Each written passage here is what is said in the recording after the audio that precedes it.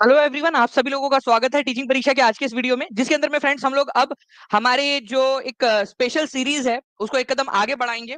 मैं आप लोगों को बता दूं फ्रेंड्स के टीचिंग परीक्षा कंटिन्यूअसली आप लोगों के लिए और ज्यादा बेहतरीन चीजें जो है वो लेकर आता जा रहा है। और उसी की कड़ी में हम लोग दिन रात मेहनत करके आप लोगों के लिए दो बहुत बड़ी वाली रिवॉल्यूशनरी अनाउंसमेंट्स करने वाले हैं। ठीक है, तो उसके लिए भी आप लोग दिल थाम के तैयार रहिए। इसके अलावा जो है फ्रेंड, जितने भी लोग हमारे साथ में यहाँ पर में जुड़ चुके हैं उन सभी लोगों का स्वागत है। मैं सबसे पहले तो उन 800 से ज्यादा लोगों का बहुत बहुत धन्यवाद करना चाहूंगा जिन्होंने फ्रेंड्स इस सेशन को, ठीक है, जो है स्टार्ट होते से ही लाइक कर दिया था। बहुत बहुत शुक्रिया आप सभी लोगों का फ्रेंड्स। ठीक है, और मैं आपको बता दूं कि कल जो है फ्रेंड्स आप लोगों के लिए एक बहुत बड़ी वाली अनाउंसमेंट होने वाली है, बिगेस्ट अनाउंसमेंट आप लोगों के लिए, जो रिवॉल्यूशन की तरह होगी।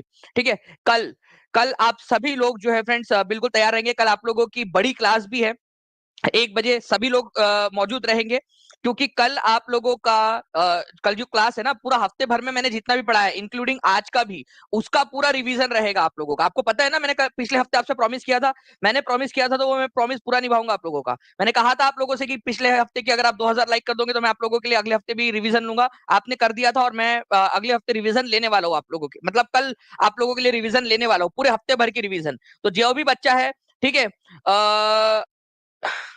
ओके, तो जितने भी बच्चे हैं जो पढ़े नहीं अब तक पूरे हफ्ते भर का, नए बच्चे जुड़े हुए, प्लीज एक हफ्ते भर का पूरा जो है वो रिवाइज कर लिएगा। ठीक है, चैनल को सब्सक्राइब कर लेना आप लोग, बेल आइकन दबा देना, सेशन को लाइक कर दीजिए ताकि आप लोगों को नोटिफिकेशन जो है टाइम टू टाइम मिलते रहे। ठीक है, क्योंकि ये बहुत ज्यादा जरूरी है फ्रेंड। इससे क्या होगा कि आपको टाइम टू टाइम सारी चीजें पता चलती रहेंगी। चलिए पहले क्वेश्चन की तरफ में हम लोग आगे बढ़ते हैं फ्रेंड्स। देखिए एनसीईआरटी का क्वेश्चन और आप लोगों की टीआरई का पीवाईक्यू, टीआरई में पूछा गया प्रश्न आप लोगों का। ठीक है, और इंपॉर्टेंट है क्योंकि ये क्वेश्चन बहुत सारे एग्जाम्स में आ चुका है। ठीक है, आप लोग देखिए यहाँ पर में ध्यान से इस क्वेश्चन को देखिए। ये क्वेश्चन में बोला गया है, एक कथन दिया गया है, the light has gone out of our lives, हमारे जीवन से प्रकाश चला गया, and there is darkness everywhere, और सारे जगह पे डार्कनेस है। The father of nation is no more, हमारे जो राष्ट्रपिता है वो अब नहीं रहे। महात्मा गांधी की मृत्यु पर ये शब्द किसने कहे थे, जल्दी से बताइए। और मैं टीम से रिक्वेस्ट करूंगा कि प्लीज एक क्वेश्चन जो है इसी प्रकार का कि किसने कहा था, ये क्वेश्चन आपका टीआरई 3 के री एग्जाम में भी आया था, वो क्वेश्चन को भी यहाँ पर में लगा दिया जाए ताकि दोनों को हम लोग साथ में ही करवा दे। तो 2-3 क्वेश्चन के बाद में वो क्वेश्चन भी हम लोग कर लेंगे।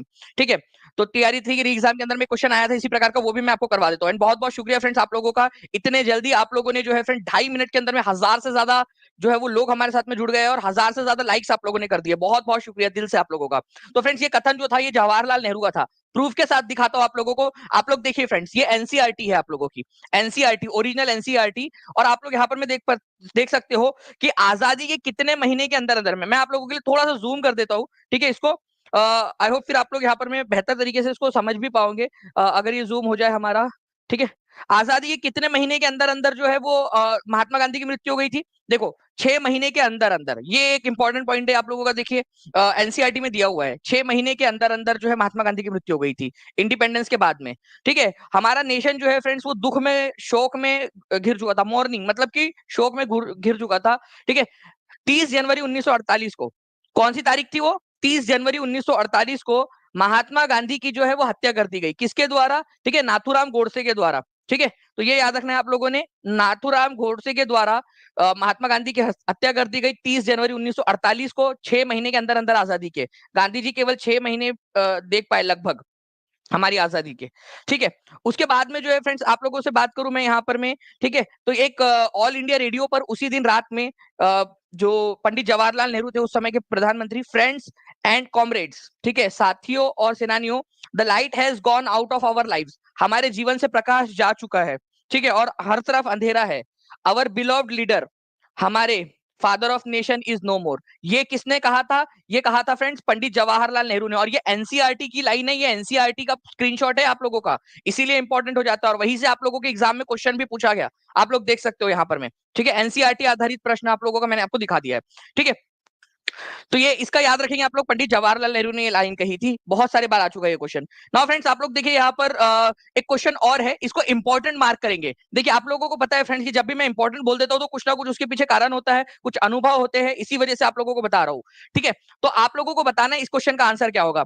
ठीक है, 1200 के करीब बच्चे जुड़ चुके हैं फ्रेंड्स 4.5 मिनट के अंदर में। 1150 के करीब लाइक्स आपने कर दिए, बहुत बहुत शुक्रिया। ऐसे ही फ्रेंड्स आप लोग करते रहेंगे, ठीक है, तो मुझे भी बहुत ज्यादा खुशी होगी कि बच्चे जो है वो उसको रिस्पॉन्ड कर रहे हैं, जो भी हम मेहनत कर रहे हैं। तो धरातल से भूगर्भ की ओर जाने पर, मतलब कि आप लोग अभी जमीन पर खड़े हो, जमीन से नीचे की तरफ में आप जा रहे हो, तो हर कितने जो है फ्रेंड्स यहाँ पर में गहराई के ऊपर में आप लोगों को जो है तापमान बढ़ता हुआ दिखेगा, और कितना तापमान बढ़ता हुआ दिखेगा, ठीक है। तो पृथ्वी की धरातल से जो है केंद्र की तरफ आप जाते हो, नीचे की तरफ में जाते हो फ्रेंड्स, तो जो नॉर्मली टेम्परेचर है, हर 32 मीटर के ऊपर में 1 डिग्री सेल्सियस का तापमान आप लोगों का बढ़ता है, ठीक है। और ये प्रक्रिया कहां तक होती है? 8 किलोमीटर तक आप लोगों की होती है नीचे में, ठीक है। ओके, तो 8 किलोमीटर नीचे तक जाने तक जो है क्या होता है आप लोगों का, ठीक है, हर 32 मीटर नीचे जब आप जाओगे तो 1 डिग्री टेम्परेचर जो है आप लोगों का क्या होगा फ्रेंड्स, ठीक है, वृद्धि आप लोगों को देखने के लिए मिलेंगी, ठीक है। 1 डिग्री तापमान जो है वो आप लोगों का बढ़ जाता है हर 32 डिग्री गहराई के 32 मीटर गहराई में जाने के कारण, ठीक है। तो ये भी एक इंपॉर्टेंट पॉइंट है आप लोगों का। एक पॉइंट आप लोगों का बनता है, ऐसा ही एक पॉइंट एक और बनता है आप लोगों का, कितने मीटर ऊंचाई पर जाने पर 1 डिग्री सेल्सियस तापमान कम हो जाता है आपका? ये भी क्वेश्चन आप लोगों का बनता है, ठीक है। औसतन कितना मीटर ऊंचाई पर जाने पर आप लोगों का, तो वो भी मैं आप लोगों को बता देता हूं। तो 2 पॉइंट आप लोगों के बन जाएंगे, ठीक है। ध्यान रखना, आप लोग यहां नहीं लिखते, बट इधर साइड में लिख देते, ताकि आप लोगों के पास में ये अवेलेबल भी रहे, क्योंकि आपको पता है कि आपकी TRE 4 की कोर्स के अंदर में ये सारी की सारी PPTs भी अवेलेबल हो जाती है, तो वहां पर में ये अवेलेबल रहना चाहिए आप लोगों को, लिखा जो लिख रहा हूं मैं, ठीक है। तो आप लोगों ने अभी क्या सीखा? आपने सीखा कि हर 32 मीटर गहराई में जाने पर आपका 1 डिग्री सेल्सियस तापमान जो है वो बढ़ जाता है। और ये कब तक की प्रक्रिया है? 8 किलोमीटर तक की। ये भी थोड़ा सा अलग से याद रख लेना उसको, ओके। उसके बाद में जो है फ्रेंड्स, हर 165 मीटर ऊंचाई पर जाने पर आप लोगों का 1 डिग्री सेल्सियस तापमान जो है वो कम हो जाता है। क्या हो जाता है? कम हो जाता है। ये याद रखना है आप लोगों ने, ओके। ये भी एक इंपॉर्टेंट वाला पॉइंट है आप लोगों का, तो प्लीज ये भी पॉइंट याद रख लिया। हो सकता है कि मैं कल जो रिवीजन क्लास लेने वाला हूं आप लोगों की, संडे के दिन, कल क्या 1 बजे, ठीक है, लाइव क्लास रहेंगी, पोल के साथ रहेंगी। आपने देखना है कि कितना आप लोगों ने सही किया है, ठीक है। तो ये वाला क्वेश्चन हो सकता है मैं कल आप लोगों से पूछ लूं, ठीक है। चलिए, ओके, चलिए, तो ये एक इंपॉर्टेंट वाला पॉइंट है आप लोगों का फ्रेंड्स, इंपॉर्टेंट, एग्जाम के अंदर में पूछ सकते हैं आप लोगों से, ठीक है। चलिए, तो हर 32 मीटर की गहराई में जाने पर 1 डिग्री सेल्सियस तापमान कम होगा, आप लोगों का ये याद रखेंगे। इंपॉर्टेंट वाला क्वेश्चन, एनसीईआरटी बेस्ड क्वेश्चन आप लोगों का, जिसको जो कि आपके यूपी टीजीटी पीजीटी के एग्जाम्स के अंदर में, ठीक है, DSSB के अंदर में, आपका जो है बीपीएससी के अंदर में, ठीक है, पूछा जा चुका क्वेश्चन। निम्नलिखित में से कौन सा गवर्नर जनरल था, ठीक है, वो कौन सा गवर्नर जनरल था जिसने कहा था, ठीक है, कि बहादुर शाह जफर जो है वो अंतिम मुगल सम्राट होंगे, उनके बाद में कोई भी मुगल सम्राट नहीं होगा, उनकी जब मृत्यु हो जाएगी तो उनके वंशज जो है वो शासक नहीं कहलाएंगे, वो केवल प्रिंस कहलाएंगे, शासक की उपाधि नहीं दी जाएगी उनको, ठीक है। तो देखिए, दो लोग हुए थे फ्रेंड्स, एक था आपका लॉर्ड विलियम बेंटिक, उसने कहा था कि जब बहादुर शाह जफर की मृत्यु हो जाएगी, ठीक है, जब चचा मर जाएंगे, तो उनके बाद में उनके परिवार को लाल किले से बाहर निकाल दिया जाएगा, कहीं और रखा जाएगा, लाल किले पर अंग्रेज कब्जा कर लेंगे। ये कहा था लॉर्ड विलियम बेंटिक ने। फिर आया लॉर्ड कैनिंग, लॉर्ड कैनिंग ने उससे भी एक कदम आगे बढ़कर बात कही। उसने कहा कि जब चचा मर जाएंगे, बहादुर शाह जफर मर जाएंगे, तो उनके बाद में किसी भी उनके बच्चे को हम बादशाह नहीं मानेंगे, ठीक है, लाल किले से तो बाहर निकालेंगे ही निकालेंगे, वो तो लॉर्ड विलियम बेंटिक पहले ही बोल चुका था। अब जो है वो उनको बादशाह भी नहीं मानेंगे, मतलब बहादुर शाह जफर आखिरी मुगल बादशाह होंगे, उसके बाद में मुगल सल्तनत खत्म हो जाएंगी। तो ये घोषणा की थी लॉर्ड कैनिंग ने, ये याद रखना है आप लोगों ने, ठीक है। 1856 में लॉर्ड कैनिंग ने ये घोषणा की थी। तो आंसर इसका ऑप्शन नंबर बी हो जाएगा। 66% लोगों ने सही आंसर किया है फ्रेंड्स यहाँ पर में, ठीक है, ओके। तो गवर्नर जनरल कौन थे उस समय में? लॉर्ड कैनिंग थे। उन्होंने कहा था कि बहादुर शाह जफर आखिरी मुगल बादशाह होंगे। और लाल किले से बाहर निकालने वाली बात किसने कही थी? लाल किले से बाहर निकालने वाली बात, ये भी एक इंपॉर्टेंट क्वेश्चन है। और कब कही थी? ये कही थी लॉर्ड डलहौजी ने, ठीक है, यहाँ पर आपके 1849 के अंदर में। तो उस समय गवर्नर जनरल थे लॉर्ड डलहौजी, जिन्होंने कहा था कि लाल किले से बाहर निकाल दिया जाएगा। और जब बात आप लोगों से पूछ ली जाए कि आखिरी मुगल बादशाह होंगे, ये किसने कहा था, तो ये कहा था लॉर्ड कैनिंग ने 1856 में। ये 2 पॉइंट बहुत इंपॉर्टेंट है, प्लीज इसको याद रखिएगा आप सभी के सभी लोग, ठीक है, ठीक है। चलिए, नेक्स्ट क्वेश्चन की तरफ में हम लोग आगे बढ़ते हैं फ्रेंड्स। बेगम हजरत महल, ठीक है, बेगम हजरत महल ये बताइए आप लोग यहाँ पर में इन्होंने कौन 1857 में कहाँ से हिस्सा लिया था? इनका एक निकनेम भी था, बेगम हजरत महल को एक निकनेम के नाम, निकनेम से भी जाना जाता था। कोई बता सकता है उनका निकनेम क्या था? ठीक है, जल्दी बताइए। 1857 वाली जो क्लास थी ना आप लोगों की, जो मैंने आपको पेड में कराई है, उसके अंदर में मैंने इसको पूरा पढ़ाया भी आपको, इस इनका निकनेम भी पढ़ाया था वहां पर में। ठीक है, तो इनको महक परी के नाम से जाना जाता है, महक परी। ठीक है, महक परी का इनका निकनेम है। और इन्होंने लखनऊ से लड़ाई लड़ी थी, लखनऊ। अवध की जो है ये महारानी थी, ठीक है, वाजिद अली शाह, अवध के आखिरी नवाब, उनकी बेगम थी ये, ठीक है, उनकी पत्नी थी। तो इन्होंने क्या किया, इन्होंने देखा कि इनके पति को जो है वो नजरबंद कर दिया गया है, मतलब कि कलकत्ता में ले जाकर कैद कर दिया गया है। ठीक है, तो इन्होंने अपने बेटे, ठीक है, जो बिरजिश कादर था, उसको गद्दी पे बिठा दिया, बोला कि ठीक है, आज से आपके नए नवाब है बिरजिश कादर। वो महिष्मती टाइप का नहीं, क्या वो कौन सी रानी थी वो, वो महिष्मती के अंदर में वो मैडम का नाम क्या था? ठीक है, मेरा आदेश ही है शासन वाली,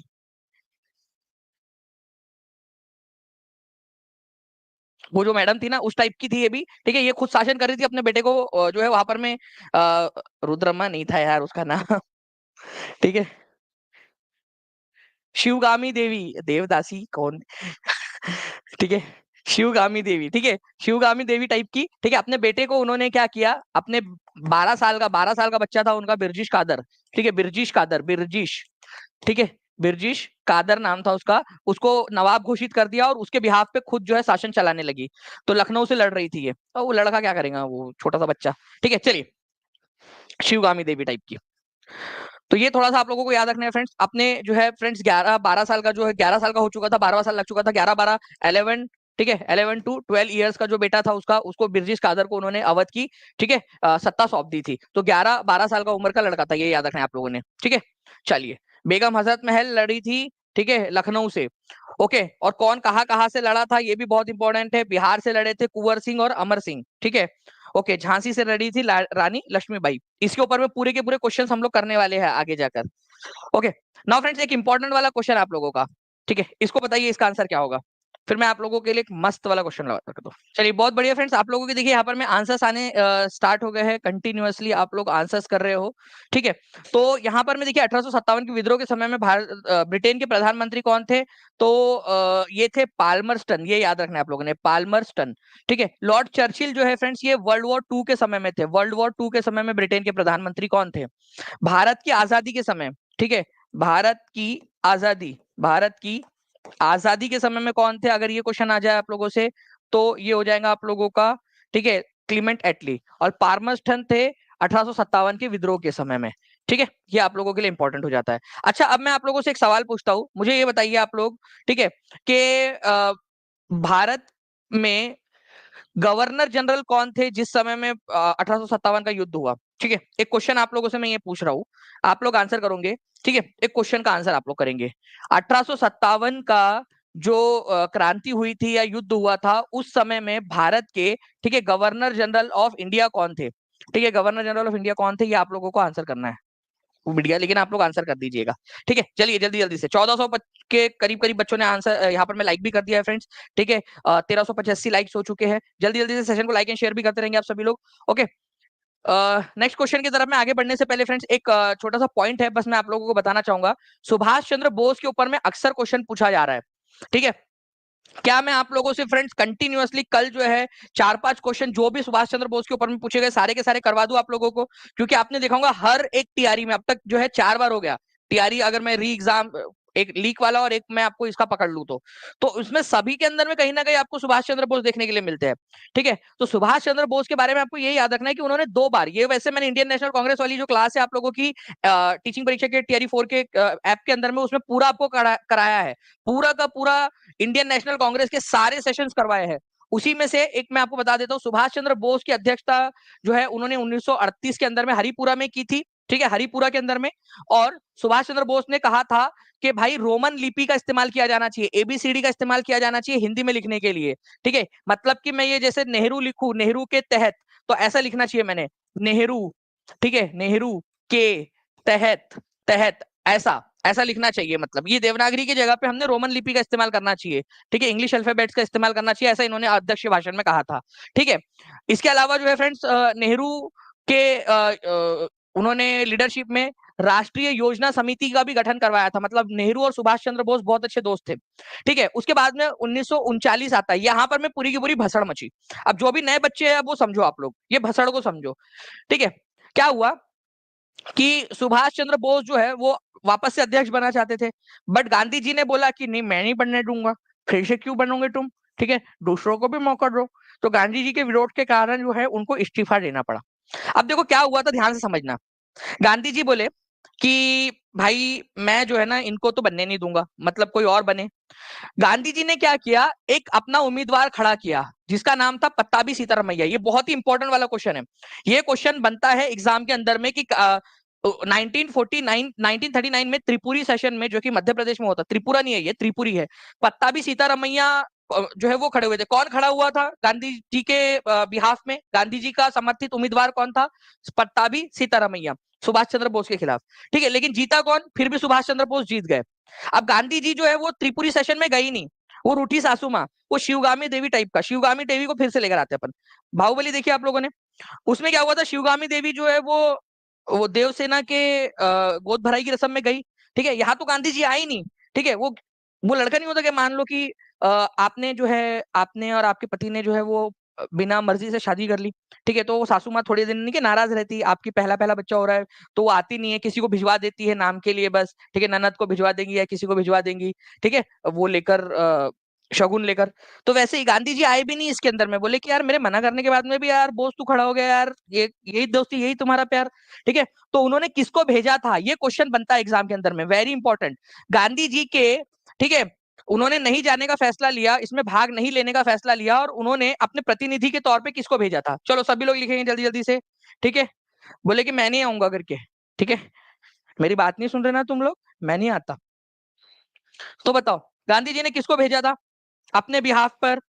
ये बहुत इंपॉर्टेंट क्वेश्चन है। गोविंद वल्लभ पंत को भेजा था उन्होंने, ठीक है, त्रिपुरी सेशन में। फिर क्या हुआ, सुभाष चंद्र बोस को आया गुस्सा, यार ये क्या बात हो गई, ठीक है। एक तो तुम आए भी नहीं इधर में सेशन के अंदर में, तुमने गोविंद वल्लभ पंत को भेज दिया, तुमने मेरे खिलाफ उम्मीदवार उतार दिया, तुम लोग मेरे को जो है ट्रोलिंग कर रहे हो यहाँ पर में, ठीक है। अगर उस समय में यूट्यूब होता तो तुम लोग जो है वो तो सुभाष चंद्र बोस हाय हाय के नारे लगा देते। कुछ लोग पहले सुभाष चंद्र बोस की जय बोलते, और उसके बाद में कुछ भी गलत होता तो सुभाष चंद्र बोस हाय हाय, मतलब इतने देर के अंदर में तो वो भी नहीं पलटता यार, सिक्का भी इतनी स्पीड में टॉस करने पे नहीं पलटता जितनी स्पीड में बच्चों के कमेंट जो है वो पलट जाते हैं, ठीक है। तो एक आप लोग भी उसी समय उन्हीं को ट्रोल कर रहे होते, ठीक है, सुभाष चंद्र बोस को। तो सुभाष चंद्र बोस को आया गुस्सा, उन्होंने बोला एक काम करो, अध्यक्षता की लो तुम पिपुड़ी बनाओ अपने पास में रखो, मैं चला। उन्होंने इस्तीफा दे दिया त्रिपुरी सेशन के अंदर में, ठीक है। तो उन्होंने, ठीक है, इस्तीफा दे दिया, और उन्होंने बनाया एक नई पार्टी। उसका नाम मुझे बताइए जल्दी से, उन्होंने किस पार्टी का गठन किया? अब ये यहाँ पर में एक नया क्वेश्चन बन गया आप लोगों का, ठीक है। देखिए 1900 लोगों के करीब यहाँ पर में लाइक कर चुके हैं फ्रेंड्स, 1550 बच्चे यहाँ पर में 1900 बच्चों के करीब जुड़ चुके हैं, 1550 लाइक्स तो आप लोगों ने कर चुके हैं। जल्दी जल्दी से सेशन को और ज्यादा जहां भी फैला सकते हो, हर एक जगह पे शेयर कर देंगे। एक चीज आपसे चाहिए मुझे, अगर आपको लग रहा है मैं एनर्जी से पढ़ा रहा हूँ, एनर्जी आपके लिए दे रहा हूँ, एक जो है आप लोग क्या करेंगे जल्दी से, ठीक है, शेयर कर देंगे हर एक जगह पे, ठीक है। 2500 का टारगेट अचीव करना है कल हम लोगों ने, तो हर एक बच्चा जो है फ्रेंड्स कल लाइव आएगा, कल 2500 का टारगेट अचीव करना है हम लोगों ने लाइव का। तो उन्होंने 1939 के अंदर में, ठीक है, फॉरवर्ड ब्लॉक नाम की, फॉरवर्ड ब्लॉक, ठीक है, वर्ड ब्लॉक नाम से एक नई पार्टी बनाई, फॉरवर्ड ब्लॉक, ठीक है। इसका पहला अधिवेशन कहा हुआ था ये बता दीजिए, ये भी मैंने आप लोगों को फ्रेंड्स करवाया हुआ है अधिवेशन, ठीक है। पहला अधिवेशन इसका कहां पर में हुआ था? फर्स्ट वाला अधिवेशन, ठीक है, क्लास के अंदर में मैंने करवाया है, आप लोगों को हर एक चीज बताया है। तो जो भी बच्चे हैं टीआरई 4 के अंदर में एनरोल हो चुके हैं, प्लीज पढ़ना स्टार्ट कर दीजिए, क्योंकि अब लड़ाई यहाँ पर में टॉप 100 में आने की है, ठीक है। तो नागपुर के अंदर में हुआ था इसका पहला अधिवेशन फॉरवर्ड ब्लॉक का। तो ये सारी चीजें हैं। अब मैं इसके ऊपर में कल आपसे सवाल पूछूंगा, ठीक है। कल इसके ऊपर जो भी मैंने पढ़ाया है, कौन भेजा था गांधी जी ने, किसको भेजा था, ठीक है। जब इन्होंने इस्तीफा दे दिया तो उनके जगह पे कौन अध्यक्ष बने, ठीक है। तो जब इन्होंने इस्तीफा दे दिया तो उनके जगह पे अध्यक्ष बनाए गए राजेंद्र प्रसाद को। ये भी एक क्वेश्चन बनता है आपका। सुभाष चंद्र बोस के इस्तीफा देने के बाद में कौन अध्यक्ष बना था? ठीक है, राजेंद्र प्रसाद बने थे, ये भी याद रख लीजिए आप लोग, ठीक है। मोहम्मद आफ्ताब आलम जी, आप कोई सजेस्ट कर सकते हो तो प्लीज एक बार वो नंबर नीचे में जो नंबर चल रहा है ना उसके ऊपर में सजेस्ट कर दीजिएगा, ठीक है। आप जिसको भी चाहते हो, ठीक है, कनेक्ट कर लेंगे अपन उनसे। नाउ फ्रेंड्स अब देखिए यहाँ पर मैं इस क्वेश्चन का आंसर के लिए मैं केवल और केवल जो आप लोगों को 15 सेकंड का समय दूंगा, ठीक है। केवल और केवल 15 सेकंड का समय आप लोगों के पास में, जल्दी से बताइए इस क्वेश्चन का आंसर क्या होगा। जल्दी से बताइए इस पर्टिकुलर क्वेश्चन का आंसर क्या होने वाला है। ठीक है, केवल 9 सेकंड बचे आप लोगों के पास में। सुभाष चंद्र बोस ने भारतीय राष्ट्रीय कांग्रेस के त्रिपुरी अधिवेशन में किसको हराकर अध्यक्ष बने थे? ये टीआरई 1 का फीमेल का क्वेश्चन है फ्रेंड्स। खत्म हो गया आप लोगों का। 1 सेकंड मैंने कम कर दिया आप लोगों का, क्योंकि मेरे को लगता है कि 1 सेकंड आप लोग जो है बहुत प्रो हो चुके हो। आंसर इसका ऑप्शन नंबर ए हो जाएगा। 94% लोगों ने आंसर दिया है। 94% लोगों ने आंसर दिया भाई, कमाल हो गया है। ठीक है, चलिए तो आप देख सकते हो यहाँ पर में फ्रेंड्स, आप लोगों को ये सारी चीजें पढ़ाई हुई है। 1938 में किसकी अध्यक्षता में राष्ट्रीय योजना समिति का गठन किया गया था? फिर से टीआरई 1 का क्वेश्चन बता रहा हूँ, मेल का। आपको जो पढ़ा रहा हूँ ना, एक एक चीज फ्रेंड्स ये याद रखना है आप लोगों ने, काम की चीज है। मैं आप लोगों को दे रहा हूँ यहाँ पर मैं 15 सेकंड का समय। मैं चाहूंगा कि आप लोग जो है फ्रेंड्स इस क्वेश्चन का आंसर करें।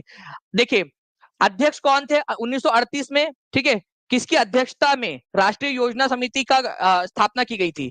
ठीक है, तो किसकी अध्यक्षता में की गई थी? 1938 में अध्यक्ष थे, आईएनसी के अध्यक्ष थे, इंडियन नेशनल कांग्रेस के। इंडियन नेशनल कांग्रेस के अध्यक्ष थे सुभाष चंद्र बोस। लेकिन जो राष्ट्रीय योजना समिति बनी थी उसके अध्यक्ष किसको बनाया था उन्होंने? सुभाष चंद्र बोस ने ही बनाया था। उन्होंने बोला था कि सुभाष चंद्र बोस, ठीक है मेरे लाल, ठीक है जवाहरलाल, ठीक है मतलब मेरे जवाहरलाल, ठीक है तुम राष्ट्रीय योजना समिति के अध्यक्ष बनोगे। तो किसकी अध्यक्षता में राष्ट्रीय योजना समिति की स्थापना की गई थी? तो राष्ट्रीय योजना समिति की स्थापना की गई थी, ठीक है, जवाहरलाल नेहरू की अध्यक्षता में। Please point to be noted my Lord. यहां पर मैं पूछा क्या है आपसे? यहां पर मैं पूछा है कि 1938 में जो योजना समिति बनाई थी उसके अध्यक्ष कौन थे? ठीक है, ये नहीं बोला कि इंडियन नेशनल कांग्रेस के अध्यक्ष कौन थे। भाई बात आई समझ में आप लोगों के?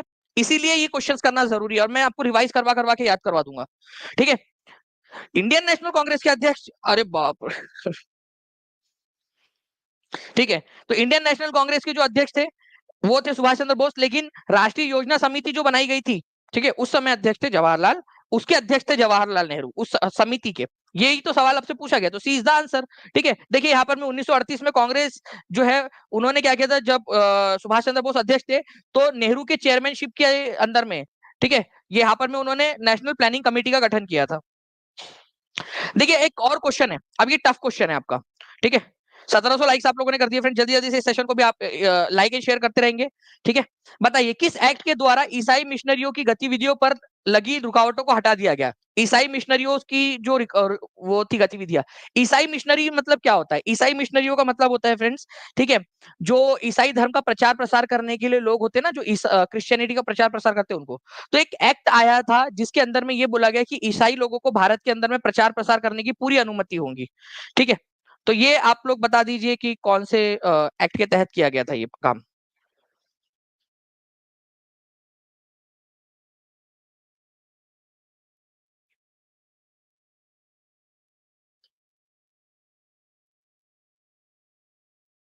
चलिए, अब देखिए फ्रेंड्स, आप लोगों को चैलेंज इस क्वेश्चन का आंसर है ऑप्शन नंबर ई। मैंने आपसे कहा था कि ये थोड़ा सा टफ क्वेश्चन है, लेकिन फ्रेंड्स अगले बार जो है ये आ सकता है आप लोगों का। ठीक है, ये किया गया था चार्टर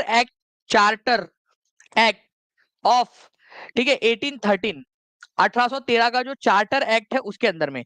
इसी वजह से आप लोगों को जो ये क्लास है ना आप लोगों की, ठीक है, जिसके अंदर में आपको जो एक्ट है, जो अलग अलग कानून है जो पढ़ाया है आप लोगों को, ठीक है, वो आप लोगों को करना जरूरी है। जो कानूनों को दो पार्ट में पढ़ाया है मैंने आप लोगों को।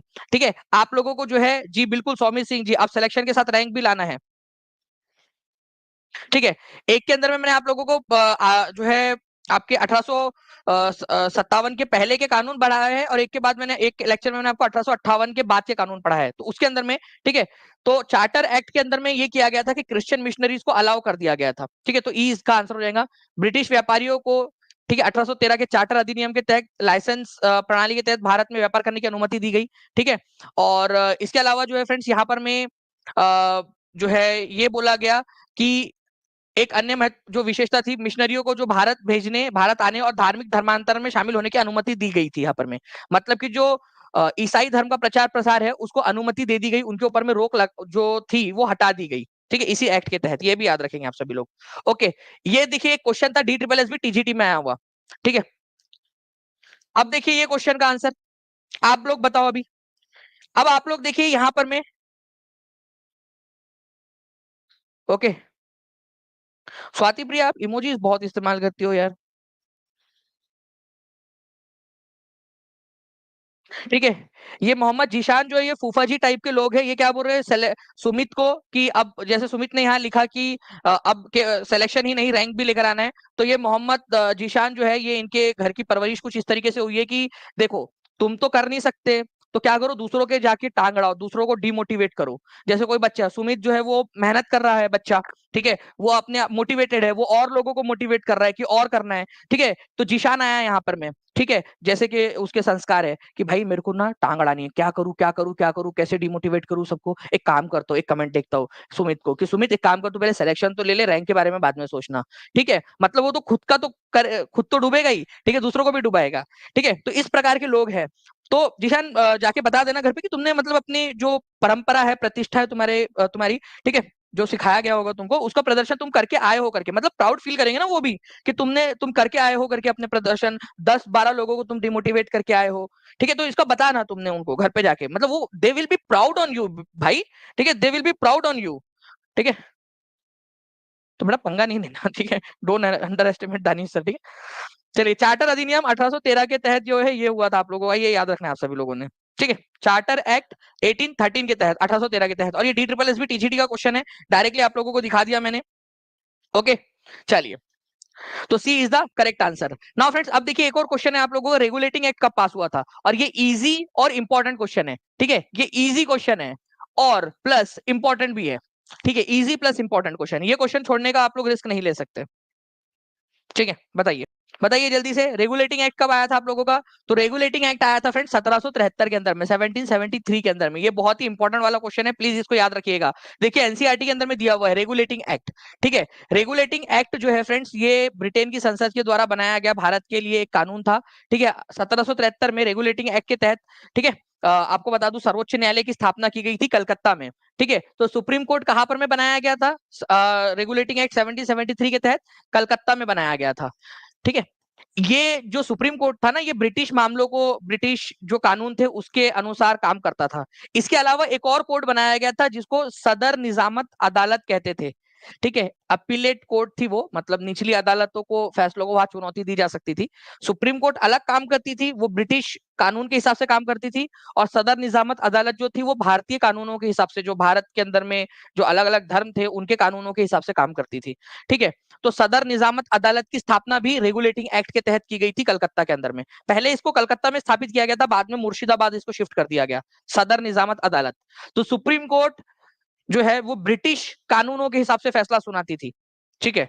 और जो सदर निजामत अदालत थी वो भारतीय लोगों के लिए थी और भारतीय कानूनों के हिसाब से फैसला सुनाती थी, ठीक है। तो दोनों अलग अलग है, इंटरफेयर नहीं करती थी दोनों एक दूसरे के मामले में, ठीक है। दोनों अपने मामले में बड़ी बड़ी कोर्ट थी, सुप्रीम कोर्ट ब्रिटिश कानून के लिए सबसे बड़ी कोर्ट, और भारतीय जो लोगों के धार्मिक मामले है, क्रिमिनल मामले है वगैरह, ठीक है, तो उसके लिए सबसे बड़ी कोर्ट सदर निजामत अदालत थी, वो भी कलकत्ता में की गई थी, ठीक है। ओके, चलिए। नाउ फ्रेंड्स, रेगुलेटिंग एक्ट किस वर्ष पारित किया गया था, बीपीएससी 2015 का क्वेश्चन देखिए आप लोग, वहीं से जो है आप लोगों को उठाया था इस क्वेश्चन को डायरेक्टली इन्होंने। 2100 बच्चे यहाँ पर जुड़ चुके हैं, 1800 प्लस लाइक्स आपने कर दिए फ्रेंड्स। जल्दी जल्दी से सेशन को जहां भी शेयर कर सकते जल्दी से शेयर कर देंगे। मैं आप लोगों से एक रिक्वेस्ट करूंगा फ्रेंड्स की आप लोगों को अगर लग रहा है कि यार आपके लिए मेहनत की जा रही है, आप लोगों को कुछ मिल रहा है, तो एक बार शेयर जरूर कर दो, हर एक जगह पे, टेलीग्राम पे, फेसबुक पे, इंस्टाग्राम पे, अपने दोस्तों को शेयर कर दो, अपने व्हाट्सएप के इस पे लगा दीजिए आप लोग स्टेटस के ऊपर में, ठीक है। जहां जहां भी जिस जिस भी ग्रुप में हो टेलीग्राम के अंदर में, वहां वहां शेयर कर दीजिए जल्दी जल्दी से। तो रेगुलेटिंग एक्ट जो है आप लोगों का आंसर होगा, और अब आंसर दिया है 94% लोगों ने, ठीक है। तो आप देखिए आप लोगों की प्रैक्टिस होती जा रही है अभी। नाउ एक और क्वेश्चन, ठीक है। वर्ष 1773 में ब्रिटिश संसद द्वारा मुख्य रूप से बंगाल में ईस्ट इंडिया कंपनी के क्षेत्रों को नियंत्रित करने के लिए कौन सा अधिनियम पारित किया गया था। गवर्नमेंट ऑफ इंडिया एक्ट था वो, इंडियन काउंसिल एक्ट था, चार्टर एक्ट था, या रेगुलेटिंग एक्ट था। अरे जो 1773 में आया था वो क्या था आपका, ठीक है, बताइए जल्दी जल्दी से। कल आपकी बहुत बड़ी वाली क्लास है, ये याद रखना है आप सभी लोगों ने फ्रेंड्स, ठीक है। कल की जो क्लास रहेगी उसके अंदर में मैं पूरा हफ्ते भर का रिवीजन कराऊंगा। तो revision is the key to success, ये याद रखेंगे आप लोग, रिवीजन करना है आप लोगों ने, ठीक है। रिवीजन बहुत ज्यादा जरूरी है। तो रिवीजन के लिए कल सभी बच्चे आ जाएंगे, और 2500 लाइक्स का टारगेट है हमारा, लाइव का टारगेट है हमारा कल का, तो सभी लोग जल्दी जल्दी से आ जाना। 1 बजे स्टार्ट होती है। तो रेगुलेटिंग एक्ट था, रेगुलेटिंग एक्ट ऑफ 1773, ठीक है। नाउ राज्यसभा का कार्यकाल क्या है, अब इस क्वेश्चन का आंसर हर एक बच्चा करेगा जल्दी जल्दी से, बताइए। 1 बजे डॉट, 1 बजे कल, ठीक है, बताइए जल्दी से। ओके। काउंसिल ऑफ स्टेट का मतलब ही क्या होता है? राज्यसभा। ये भी याद रखना है, कई बार होता है कि हिंदी में भी काउंसिल ऑफ स्टेट ही लिख के आ जाता है। तो काउंसिल ऑफ स्टेट का कार्यकाल कितना होता है? राज्यसभा का कार्यकाल। तो राज्यसभा का जो कार्यकाल है फ्रेंड्स, ये याद रखेंगे आप सभी लोग, ठीक है। ये होता है आप लोगों का, ठीक है, उपयुक्त में से कोई नहीं। क्यों? क्योंकि राज्यसभा का कोई कार्यकाल नहीं होता, राज्यसभा के सदस्यों का कार्यकाल होता है। जितने भी लोगों ने 6 वर्ष लगाया है उनका गलत है, जो आंसर ई लगा रहे हैं वो लोग सही है। देखिए, राज्यसभा का कितना कार्यकाल होता है, तो राज्यसभा जो है फ्रेंड्स, यहाँ पर मैं आंसर आप लोगों का होगा, यहाँ पर मैं ऑप्शन नंबर सी, ठीक है, ये एक स्थायी सदन है, इट्स अ परमानेंट चेंबर, ठीक है, सी इसका आंसर होगा, क्योंकि यहाँ पर मैं परमानेंट दिया हुआ है, क्योंकि ये लगातार चलता रहता है, कभी भी ये खत्म नहीं होता। हर 2 साल में क्या होता है, इसके पुराने मेंबर रिटायर होते हैं और उनके जगह पे नए आ जाते हैं, ठीक है, सी आंसर होगा। ओके, चलिए, अब आप लोगों को आवाज आ रही होगी फ्रेंड्स, यहाँ पर मैं देखिए कि परमानेंट जो चेंबर है आप लोगों का, ठीक है, ये परमानेंट चेंबर है, मतलब एक स्थायी सदन है जो कंटिन्यूअस चलता रहता है, इसमें कभी भी जो है वो आप लोगों को डिसकंटिन्यूटी नहीं मिलेंगी, ठीक है। 1952 में बना था, तब से लेकर अब तक लगातार निरंतर वही वाला सदन चल रहा है। हर 2 साल के अंदर में, ठीक है, 2/3 सदस्य रिटायर होते हैं और उनकी जगह पे नए वाले आ जाते हैं। तो राज्यसभा के मेंबर का कार्यकाल, जो सदस्य, उनका कार्यकाल 6 साल का है, लेकिन राज्यसभा का कोई कार्यकाल नहीं होता है, ठीक है। राज्यसभा के सदस्यों का कार्यकाल 6 वर्ष का होता है, ये याद रखना है आप लोगों ने, ठीक है। भारतीय उच्चतम न्यायालय अस्तित्व में कब आया? अब ध्यान से समझिए आप सभी लोग, ये कौन सा वाला बात हो रही है? भारतीय उच्च न्यायालय, supreme court of India, not that supreme court that was established in 1773 इन कोलकाता, ठीक है। यहाँ पर मैं बात हो रही है, इंडिया लगा हुआ है, मतलब सुप्रीम कोर्ट जो हमारा वाला है ना, उसकी बात हो रही है आप लोगों की।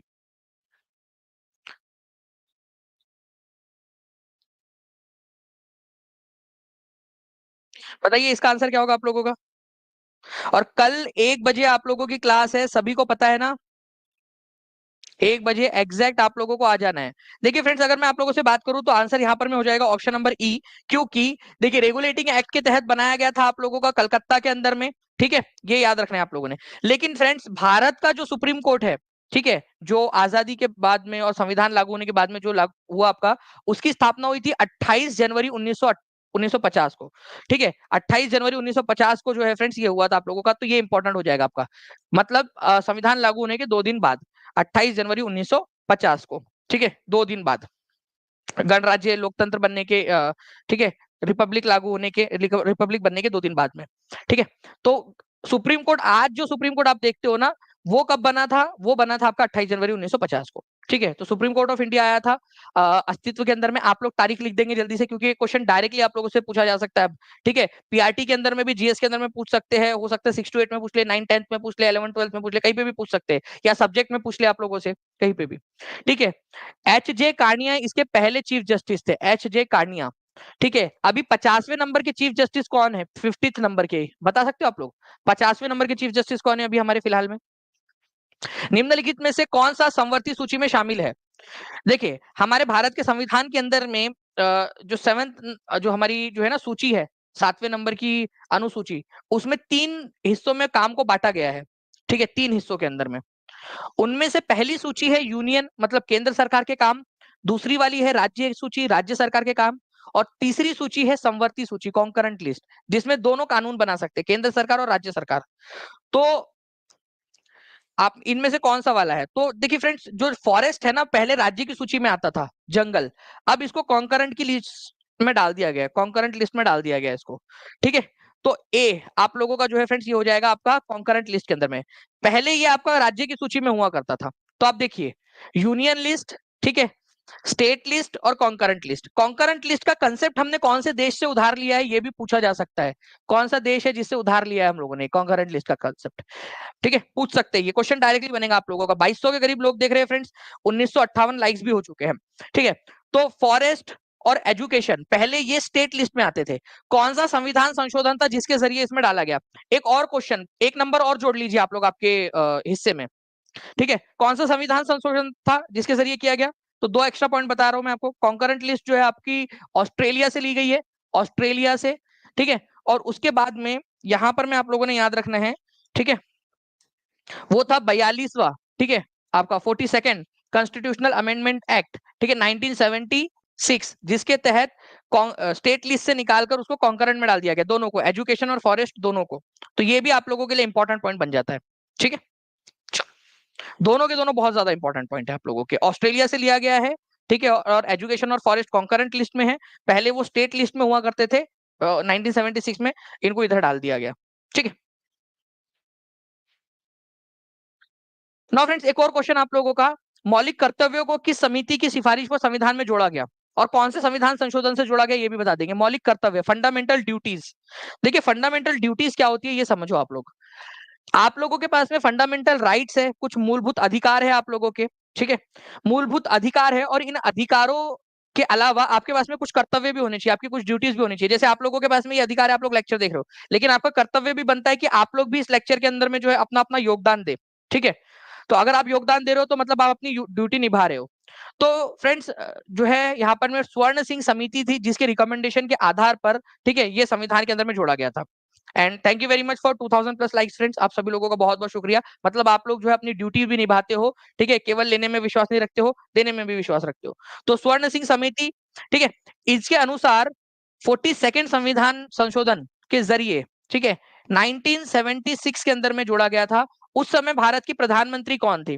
42nd संविधान संशोधन के जरिए पीएम कौन था? क्योंकि अब ये भी क्वेश्चन पूछा जाने लगा है आप लोगों से, याद है ना? अभी 90 जो है 73rd और 74th संविधान संशोधन के समय में कौन था? ये क्वेश्चन आया था आप लोगों से, ठीक है। आया था कि नहीं आया था क्वेश्चन आप लोगों का?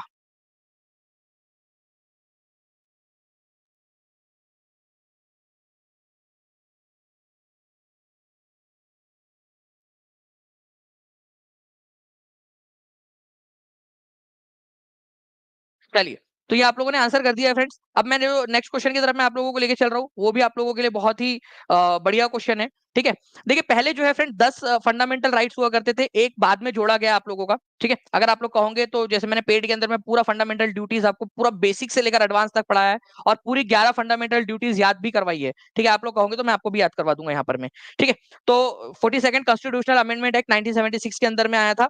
उस समय में प्रधानमंत्री थी इंदिरा गांधी, वेरी गुड, बहुत बढ़िया, ठीक है। 2100 प्लस लाइक्स आप लोगों ने कर दिए, बहुत बहुत शुक्रिया आप सभी लोगों का फ्रेंड्स। अब देखिए 15 मार्च 2024 को टीआरई का लीक जो पेपर है उसके अंदर में पूछा गया प्रश्न, देखते कितने लोग इसका आंसर कर पाते हैं, ठीक है। ये इंटरेस्टिंग क्वेश्चन है, बताइए। फिर मैं आप लोगों को जो है ना बाकी की चीजें भी, अगर आप लोग कहोगे तो मैं बाकी की चीजें भी आप लोगों के लिए करवा देता हूँ, ठीक है। पहले 2200 यहाँ पर मैं लाइक्स जल्दी से कर देंगे आप सभी लोग, ताकि फिर मुझे भी मोटिवेशन मिले कि यार बाकी के जो पार्टीज है वो भी करवा दूं आपको मैं।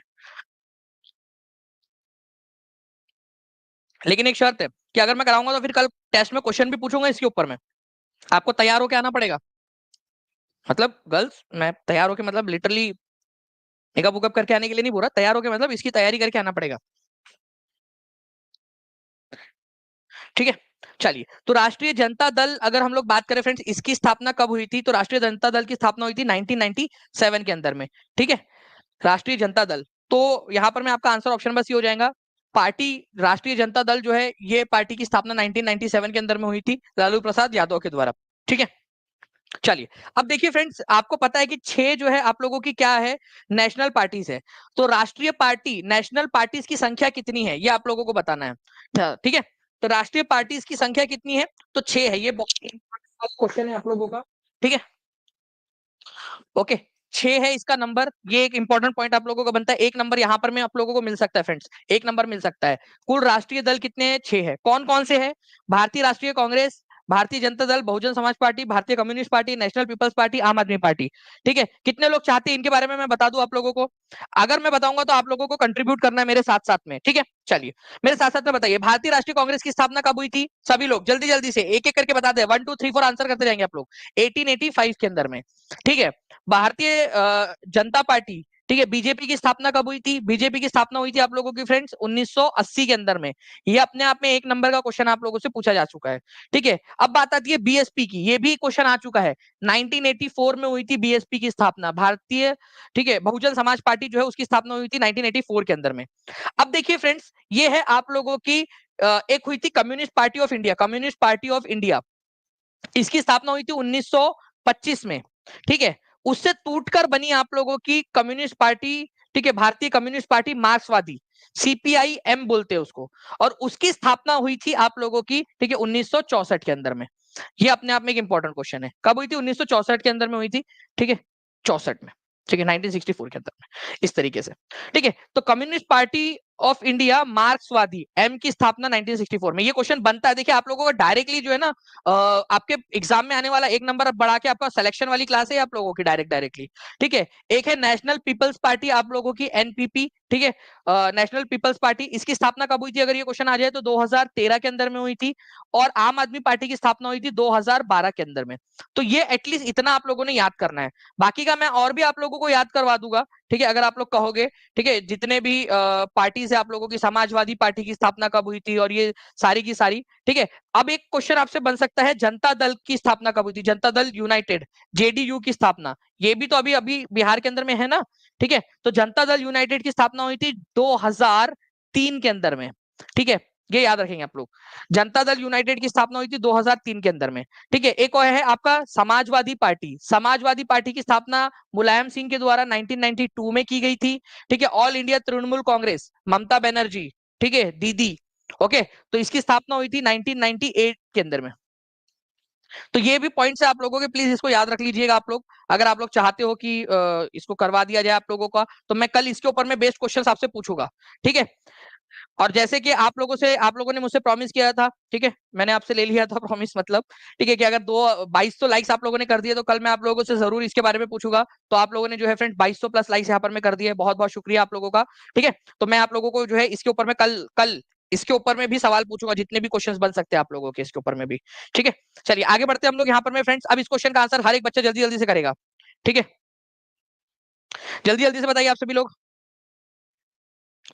भारतीय जनता पार्टी की स्थापना कब हुई थी? TRE 2 का प्रश्न है ये, जल्दी जल्दी से हर एक बच्चा जल्दी से आंसर करेगा। भारतीय जनता पार्टी की स्थापना हुई थी 1980 के अंदर में, ठीक है। 87% लोगों ने आंसर सही दिया है, ठीक है। उसके बाद में जो है फ्रेंड्स, भारतीय कम्युनिस्ट पार्टी मार्क्सवादी, ठीक है, communist party of India Marxist, ये हमारी नेशनल पार्टी है, राष्ट्रीय स्तर की पार्टी है, इसका गठन कब हुआ था ये भी बता देंगे आप लोग। एक बार शेयर भी कर दो यार, जितने लोग देख रहे हैं जहां भी शेयर कर सकते शेयर करते रहेंगे। और जो भी लोग हैं जो टीचिंग परीक्षा के साथ कोर्सेस में जुड़ना चाहते हैं, वो लोग नीचे में जो नंबर चल रहा है 7611101101 9697888844, उस पर कॉल या फिर व्हाट्सएप कर सकते हैं, टीम आपकी मदद कर देंगी, ठीक है। चलिए, तो फ्रेंड्स आंसर हो जाएगा 1964 के अंदर में, ठीक है। तो 1964 के अंदर में communist party of India Marxist की स्थापना हुई थी, ओके। नाउ फ्रेंड्स, अब इस क्वेश्चन का आंसर जिसने लगा डाला उसकी लाइफ झींगा लाला। ये क्वेश्चन 69 बीपीएससी का क्वेश्चन है, देख लीजिए आप लोग। और ये टीचिंग परीक्षा के ऐप के ऊपर में आपको प्रीमियम ई बुक के ऊपर में सारे क्वेश्चंस अवेलेबल है। जितने भी बच्चे जिन्होंने TRE 4 के अंदर में एनरोल किया है उन सबको ई बुक्स मिल चुकी है, ठीक है। और उस ई बुक के अंदर में ये क्वेश्चन अवेलेबल है आपका, ये सारे क्वेश्चंस अवेलेबल है, ओके।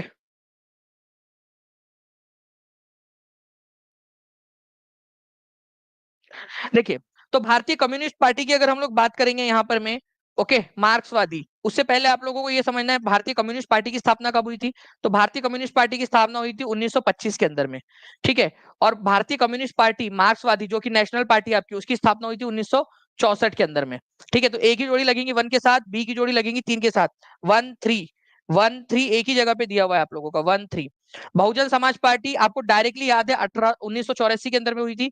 और all India Trinamool Congress, AITMC, अभी बताया आपको, ममता दीदी वाली, 1998 के अंदर में, ठीक है।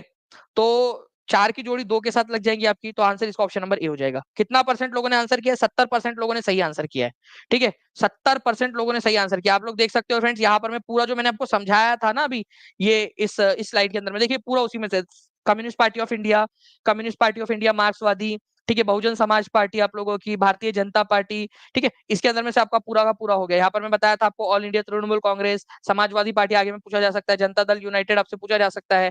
इसके अलावा आप लोगों से पूछा जा सकता है राष्ट्रीय जनता दल जो है RJD, उसकी स्थापना कब हुई थी, जो पूछा भी गया था पहले भी और आगे में भी पूछे जाने की संभावना है आप लोगों की, ठीक है। तो इसको थोड़ा सा याद रख लेना आप लोग। अच्छा, एक क्वेश्चन और है आप लोगों के लिए, ठीक है।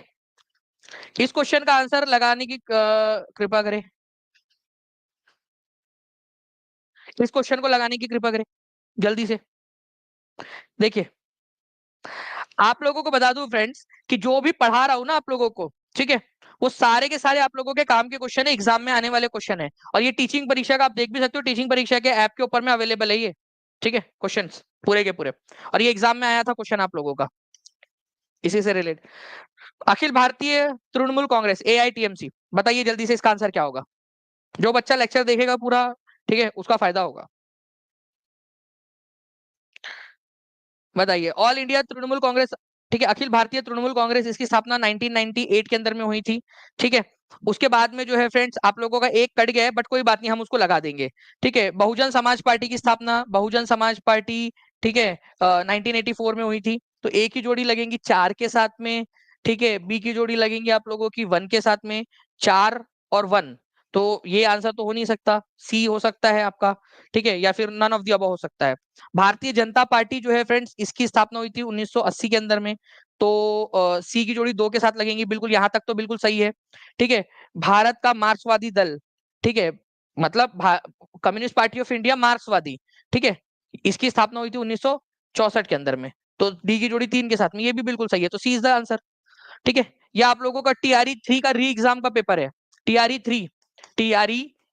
3 री एग्जाम, ताजा ताजा क्वेश्चन है अभी वाला, जो अभी आप लोगों को बस पढ़ाया है मैंने, जो अभी एग्जाम हुई है आप लोगों की, ठीक है, 15 दिन पहले, उसका पेपर, उसका क्वेश्चन आप लोग खुद देख सकते हो, ठीक है। 2300+ आपने लाइक कर दिए फ्रेंड्स, बहुत बहुत शुक्रिया। बस एक बार हर एक बच्चा जो है वो शेयर कर देगा, तो मुझे भी लगेगा कि हाँ यार आप लोग जो है यहाँ पर में कर रहे हो और आपके लिए मेहनत करनी है, ठीक है।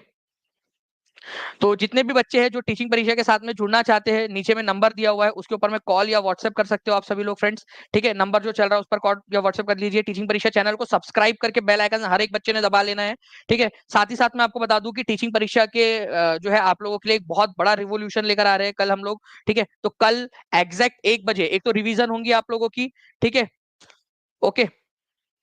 एक तो आप लोगों की जो है फ्रेंड्स रिवीजन होंगी, और दूसरी बात आप लोगों का जो है फ्रेंड्स ये वाली अनाउंसमेंट भी की जाएंगी। कितने बार संशोधन, 106 बार संशोधन हो चुका है, ठीक है। संविधान में संशोधन पूछ रहे थे कोई यहाँ पर में अभी, ठीक है, मधु पांडे जी, ठीक है। तो 106 बार संशोधन हो चुका है। 106 नंबर का जो संविधान संशोधन था वो महिला आरक्षण का था, 33% का, लोकसभा और विधानसभाओं के अंदर में, ठीक है। तो ये वाला भी है, और कल टेस्ट के लिए भी तैयार रहिए आप सभी लोग। रैंक बूस्टर वाली क्लास जो है वो अमित जी ऑलरेडी मैं आपको बता चुका हूँ कि 1 सितंबर से स्टार्ट होंगी वो, ठीक है, 1 सितंबर से। ओके, चलिए, thank you very much friends. मिलते हैं हम लोग हमारे नेक्स्ट लेक्चर के अंदर में, तब तक के लिए take care and bye. Session को शेयर जरूर कर दीजिए एक एक बार। मैं आप सभी से रिक्वेस्ट करता हूँ, जितने भी बच्चे यहाँ पर मैं देख रहे हैं, अगर आपको लग रहा है कि आप लोगों के लिए कुछ काम की चीज है, तो प्लीज हर एक जगह पे शेयर कर देंगे, सेशन को जाने जाते जाते हर एक जगह पे शेयर कर दीजिए, ठीक है। एक दूसरे से सवाल भी करते रहेंगे आप सभी लोग नीचे में, ठीक है, क्वेश्चंस पूछते रहेंगे, ताकि बाकी लोग भी जो है वो मोटिवेट हो सके, आप भी मोटिवेट हो, आपको भी रिविजन होती रहे, ठीक है। चलो, thank you very much, take care and bye, God bless you all, thank you very much, bye, thank you.